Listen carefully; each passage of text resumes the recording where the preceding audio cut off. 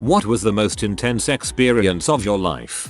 I've had some pretty intense experiences, but one comes to mind pretty quickly. I was about 19 years old, and me and my dad were caught in a giant riptide. I'm a strong swimmer, and I was confident in my father. It was us and about 20 other people, while there were only about 5 lifeguards. Everyone was being pulled out to sea pretty rapidly. Some were calm and others were freaking out. I looked to my left and saw a boy, about 9 years old maybe, who was freaking out and couldn't keep his composure. I swam towards him and started calming him down, saying, "Don't worry bud, it won't last forever. Just save your energy and don't fight it. The lifeguards will be here. Lay on your back and try to float." While he's crying, I swam to him and put my hands under his back, and he started floating. I maneuvered us horizontally and then a lifeguard came and took him away. I got to shore about 30 seconds later, and he was crying while his mom was yelling at him, telling him things like, "Why didn't you listen to me? You can't swim that far away." I went up to the mom and I was going to give him a high five and tell him that he did a great job of keeping calm.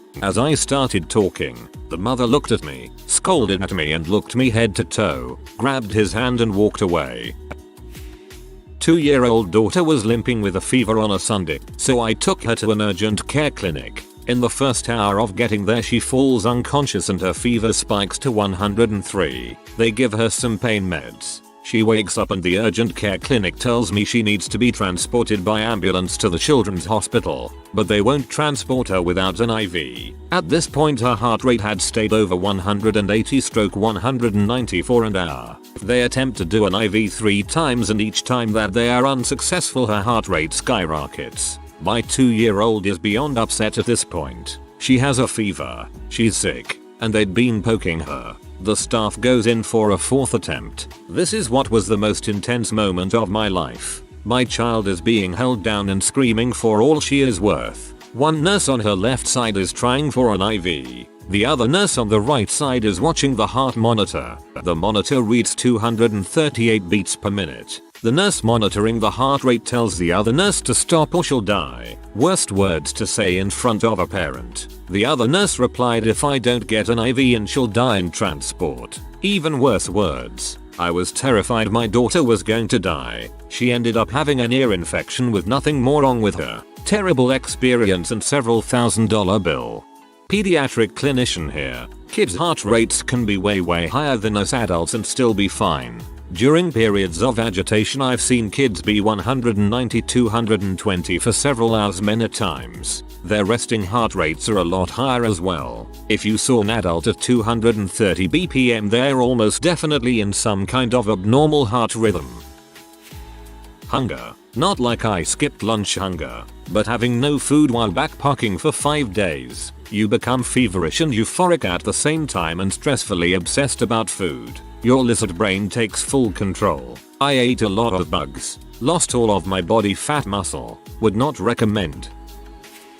Withdrawing from opioids after being put on massive doses while in hospital. It was much worse than being in the crash that shattered my spine, pelvis, and one leg, and collapsed my lungs, and it was worse than recovering from the subsequent surgeries. I gained respect for dope sick junkies who can function well enough to stay alive while homeless, because I could barely crawl to the toilet to puke and crap my guts out, sometimes simultaneously. ETA.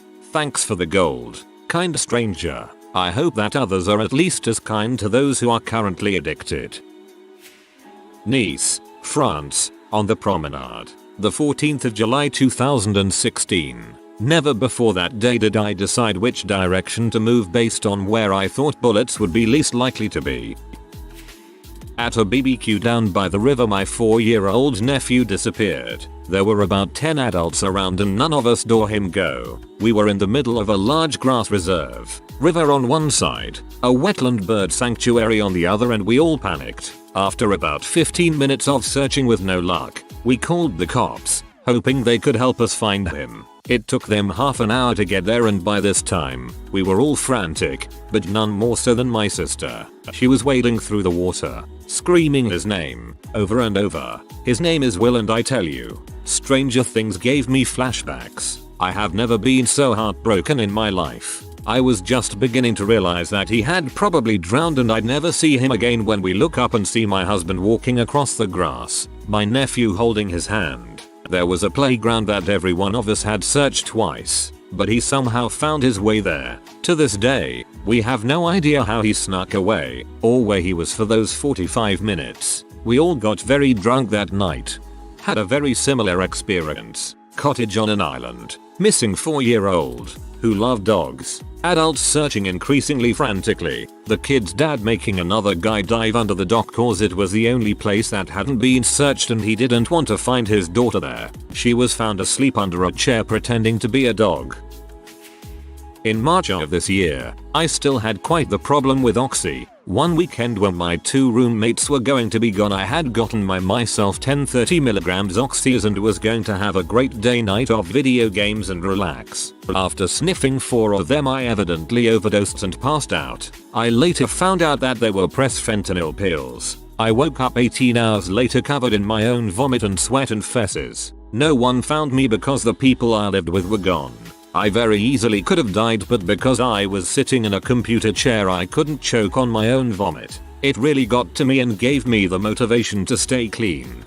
Congrats on going clean and working hard to stay that way and leave behind the fear of that happening again. Very tough but so worth it. Glad you are here today, friend.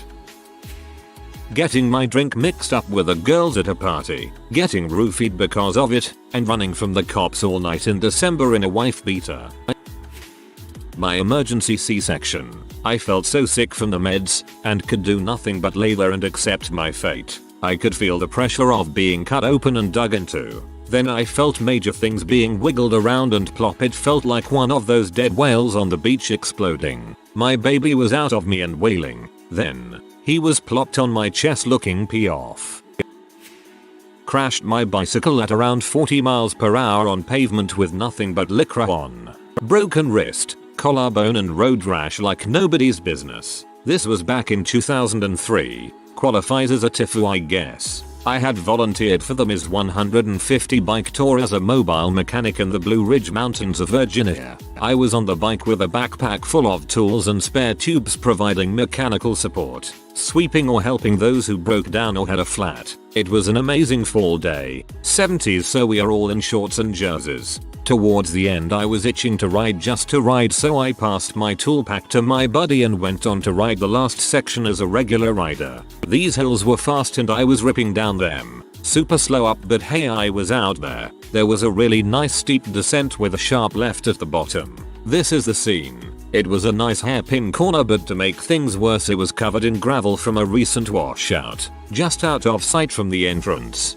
there was a volunteer warning riders to slow down so everyone got through safe. After the last riders passed the hazard area the volunteer packed up shop and moments later I came ripping down the hill. I entered the corner and leaned in pretty well. Looked ahead and there was the gravel. This is the oh crap situation and I managed to slow down to about 40 miles per hour or so when the bike just vanished out from underneath me. I stuck my hands out and that's all I remember for a while. As soon as my hands hit the ground all my fingerprints were torn off. Wrist folded in no way a wrist is ever supposed to fold. Snap the collarbone in half and slide 50 or so feet on the gravel into the ditch. I remember waking up in the ditch face down, taking my mangled arm and pushing myself over. Once I went to lay my arm back down I heard the crunching of the collarbone ends and realized I should just lay there and not try to get up. Fortunately as karma would have it there was a couple more riders I had helped along the way who found me and an ambulance ride later I was on my way to the air. I hit the ground so hard the lenses came out of my Oakleys but the frame was still on my head. My speedometer popped off the bike so I have no recording of my top speed that day. As I slid into the ditch my helmet erased off my head like an eraser and by the time I stopped there was hair sticking out of the flat spot. They said if it weren't for my helmet I wouldn't have survived the slide into the ditch. T-plate with 6 screws permanently in my wrist and nerve damage which left my hand completely numb until a carpal tunnel release. Collarbone almost punctured my lung. I get stopped at airport security from time to time and just have to show the scar. They cringe and shuffle me through. This bike is the namesake bike in my username. A Trek with XT components that I love to ride. TL. DR. Wear your bike helmet and be careful. We only get one shot at this life. I was dog sitting for my brother. He has 2 giant dogs. It was a Saturday morning. My daughter was coloring at the table while I made pancakes. Suddenly, everything felt off. I heard a thump behind me, and even though it had been a solid few months without a seizure, I knew without even turning around that the thump was my daughter falling to the floor. I'm actually a very panicky person, so the fact that I got the giant dogs in their kennels and unplugged the pancake griddle before I even turned around is impressive. It wasn't her first seizure. I carefully moved her off the hardwood floor and onto a rug. I started a timer. Apparently short seizures are totally fine, but once you hit 8 minutes, that's when you should worry. I always worry from the first second. But hey, I'm no medical expert. I called 911 at minute 4. Since I'd yelled for my husband at minute 2, we were in the car and driving 90 miles per hour to our small town clinic at minute 5. She started moaning in my arms at minute 6. Otherworldly, heart-stopping moans. It took every last bit of anything even remotely resembling strength I had to not curl up and die of worry, stress, etc. I've never, ever felt that helpless and scared in my entire life. And then we finally finished the 25-mile drive to town and she came out of it. I thought we were through the worst of it as a nurse rushed us to the ER. And then my 3-year-old daughter started trying to talk to me. Could not understand a freaking word. I nodded and smiled and acted like I knew what she was saying because I didn't want her to be scared. She started wiggling in my arms and I knew she wanted to walk around and not be held. I lowered her to the ground and she just collapsed. Those little legs had been through a 25-minute seizure, but the way she looked at me when it happened, I still have no idea how I managed to meet her gaze and then scoop her up and comfort her when I felt such terror and worry course through me. The stuff of nightmares. The good news is she's fine, and we're about to hit the 2-year anniversary of being seizure free.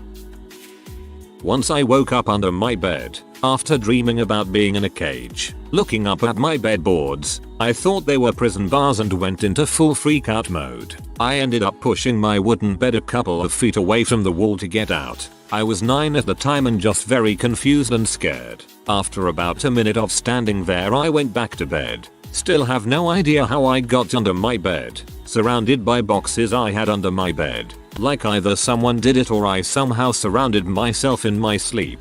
Super strange.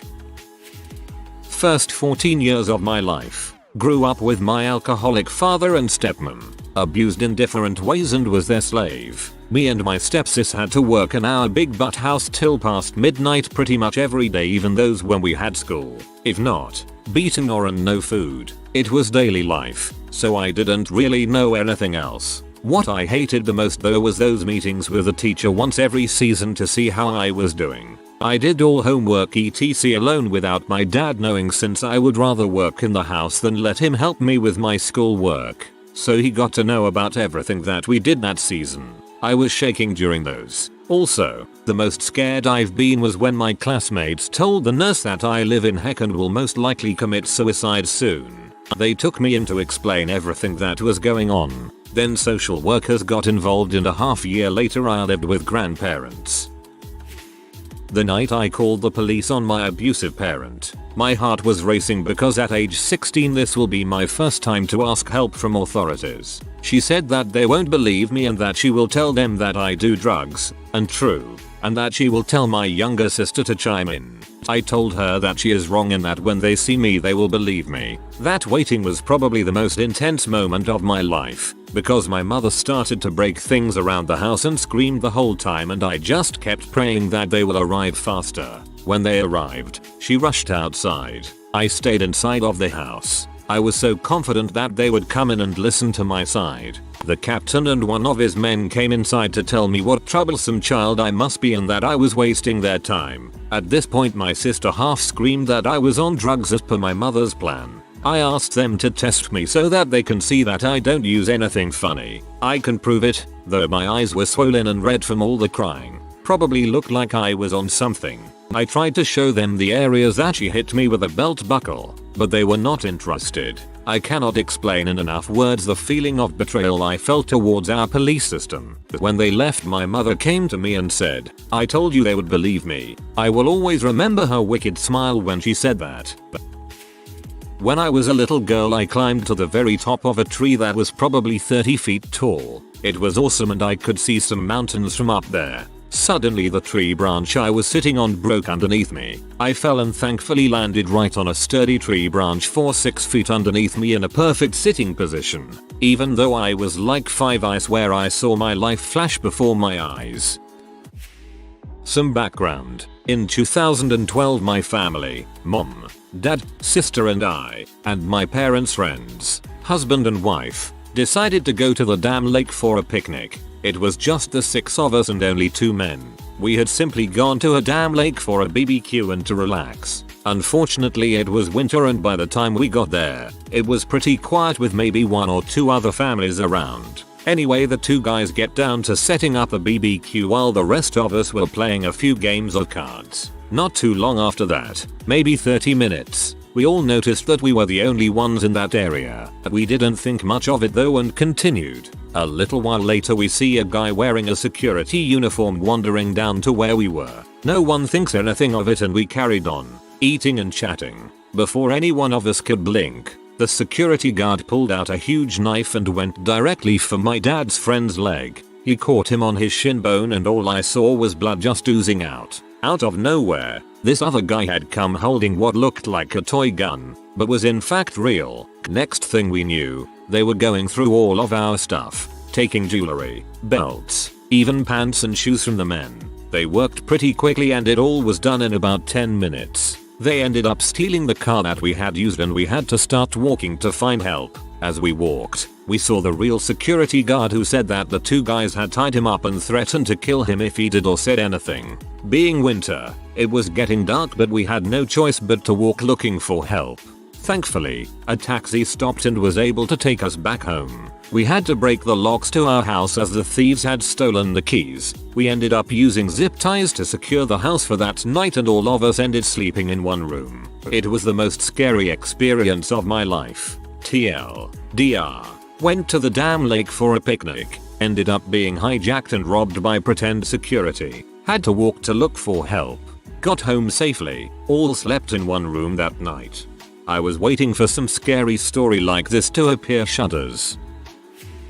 Honestly, having a 300-pound filing cabinet fall and pin me against the wall across my collarbone. I couldn't lift it off me and could feel it slowly crushing my space for 10 minutes until a co-worker found me. Said filing cabinet was in a concrete vault in the basement with 0 sound travel. It happened the day after I went skydiving and my thoughts were I'm going to die here, crushed by a filing cabinet.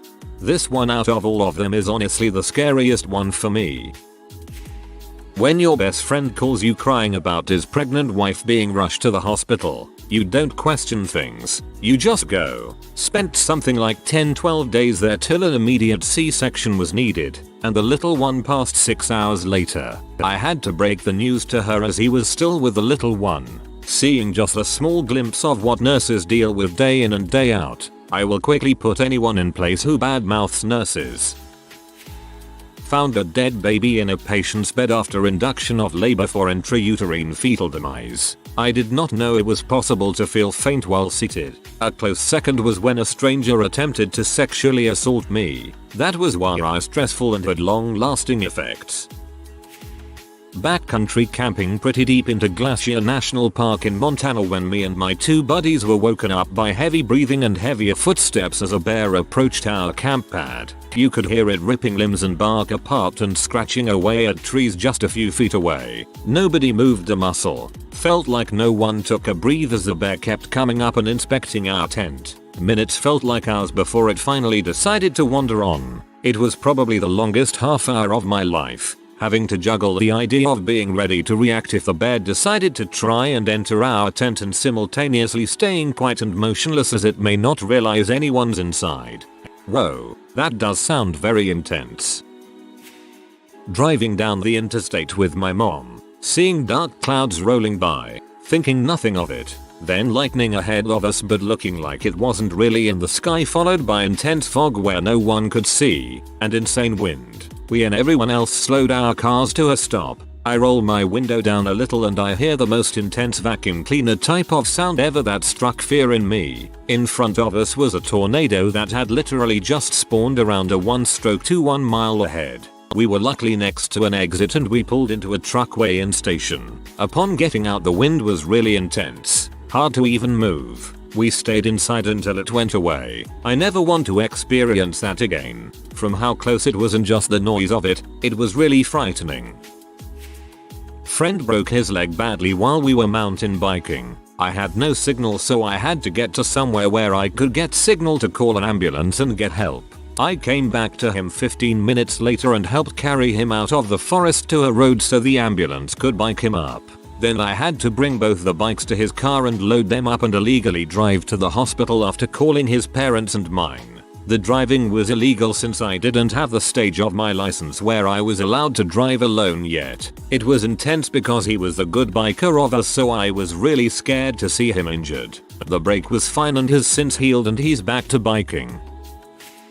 Going skydiving for the first time, jumping from 13,000 feet, and my main chute wouldn't pull and hearing my skydiving instructor go oh crap, while struggling to pull the reserve chute as well. Finally got the reserve chute pulled, though we were way lower than we should have been when it did get pulled, so the landing wasn't too fun either. Welp, that's never getting checked off my bucket list. I was underway on a US fast attack submarine and we had a fire in the middle of the night. Woke up to the alarm around 100 and it was amazing how fast the whole crew was up and taking action. We were able to put out the fire pretty quickly, but it was definitely intense and really showed that all of our damage control training was not wasted. Birth, definitely, but also, learning my daughter had leukemia and that whole process. She's better now and almost 5 years off treatment, but I still deal with it occasionally. I had a miscarriage followed by a few years of terrible depression and anxiety so severe I could barely function. My partner put up with it for a year and left a week before Christmas, and my cat died a few weeks later. It was not a pleasant way to spend my mid-20s. Have been there, except for the cat. I think that would have been the end for me. I was 21. Just found out that I can't have kids because my uterus is in butthole. Going for my consult today to have it cut out at 27. Party on Wayne. Seriously, I'm very sorry for your losses. Mine is different from the near-death top comments, but here goes. When I was a teenager in art history class, I think this was 9th grade, we were studying Roman sculpture. One of the teacher's slides showcased the Rape of Persephone, a marble statue by Gian Lorenzo Benini. I remember becoming completely transfixed with it, and immediately falling in love. Since that moment I had always had a dream of seeing that statue in person. I grew up super poor in the hood in Queens, NY, so while this dream was sort of always in the back of my mind, I felt it would stay a dream until I died. Anyway, a decade passes and this last May my friend and I decided to go to Rome as we had found incredibly cheap tickets. As it turns out, the statue is housed in the Galleria Borghese in Rome, so I made it a point to go see it. I remember walking into the building and almost having an anxiety attack. I was afraid that after all this time, maybe this statue wouldn't live up to my expectations. But for about 12 years I was in love with this thing. Sometimes I would just look it up online and stare at how beautiful it was. I didn't realize it was the main piece in the first gallery, and as soon as I stepped into the space I saw it and I was completely overwhelmed. I immediately started crying. I was so flush with feelings, the tears wouldn't stop coming out. I stared at that piece for about 20, maybe 25 minutes, and I think I cried the entire time. I was starting to get self-conscious because the gallery had a healthy amount of people in it, but I couldn't help it. It is, to me, a completely perfect piece, and unlike so many things in life, it far exceeded my expectations. It was such a potent moment in my life. Not only was I in front of this incredible masterpiece, my favorite piece of art in the world, but in that moment I had accomplished a goal that I had set in my mind 12 years before, and I did it before I kicked the bucket. It meant so much to me that this poor kid from Queens made it to Italy on his own and accomplished something he wanted to do. It really proved to myself that I am able to achieve anything I want in this life, and that the rewards that exist out in the world really make it worth it. If you are new to the channel, you can subscribe. I publish new videos every day. Until then, check another video.